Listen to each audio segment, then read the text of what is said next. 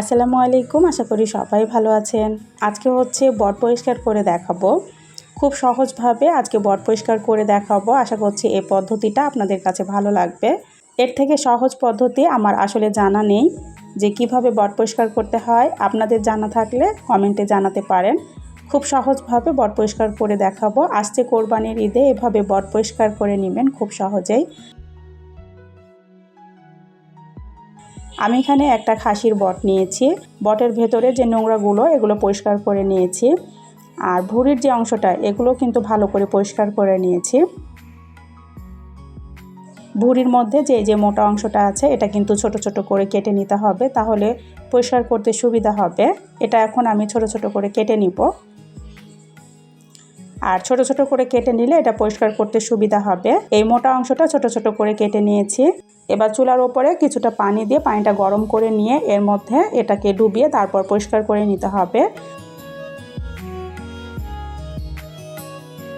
তো পানিটা যখন ফুটে উঠবে তখন কিন্তু এর মধ্যে এটাকে 2 থেকে 3 সেকেন্ড রেখে তারপরে উঠিয়ে নিতে হবে। এটা কিন্তু বেশিক্ষণ রাখা যাবে না। 2 থেকে 3 সেকেন্ড রেখে তারপরে সঙ্গে সঙ্গে উঠিয়ে এভাবে ছোট চামচের সাহায্যে উঠিয়ে নিতে হবে। আর দেখতে পাচ্ছেন খুব সুন্দর কিন্তু এটা উঠে যাচ্ছে।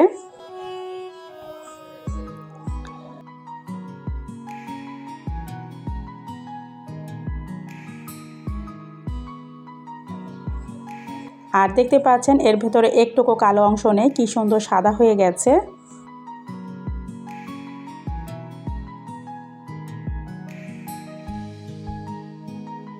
এই তো দেখতে পাচ্ছেন হাঁড়িটা কিন্তু চুলার উপরেই আছে, পানিটা এভাবে ফুটবে। আর এর মধ্যে ফুটন্ত গরম পানিতে কিন্তু এটাকে 2 থেকে 3 সেকেন্ড ডুবিয়ে উঠিয়ে নিতে হবে, তাহলে দেখবেন খুব সুন্দর এটা উঠে যাবে।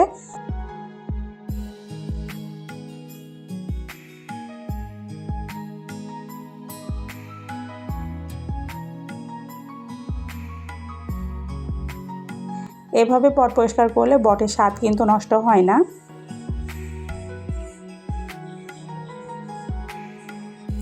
সব বটগুলো পরিষ্কার করে নেওয়া হয়ে গেছে। দেখতে পাচ্ছেন কতটা সুন্দর হয়েছে বট পরিষ্কার করা। এবার এগুলোকে নর্মাল পানি দিয়ে সুন্দর করে ধুয়ে নিতে হবে।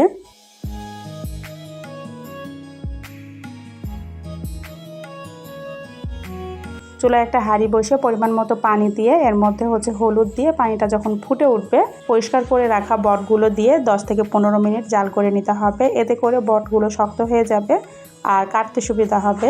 10 থেকে 15 মিনিট জাল করে তারপরে এগুলোকে একটা চালনিতে ঢেলে এটাকে ঠান্ডা করে নিতে হবে। এরপর ছোট ছোট করে কেটে নিতে হবে। তো এগুলো আমি ছোট ছোট করে কেটে নিয়েছি আমার পছন্দ মতো।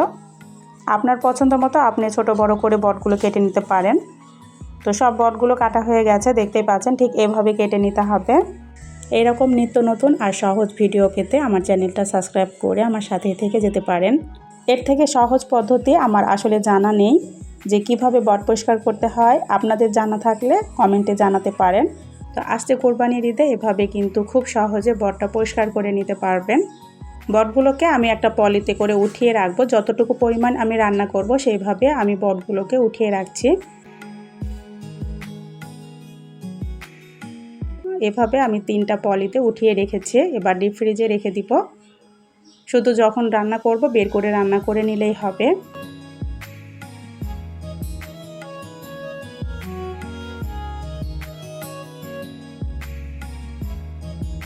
তো আশা করছি আজকের এই বট পরিষ্কার করার পদ্ধতিটা আপনাদের কাছে ভালো লেগেছে। আর যদি ভালো লেগে থাকে প্লিজ একটা লাইক দিয়ে চ্যানেলটা সাবস্ক্রাইব করে আমার সাথে থেকে যেতে পারেন। আজ এ পর্যন্তই। সবাইকে আল্লাহ হাফেজ।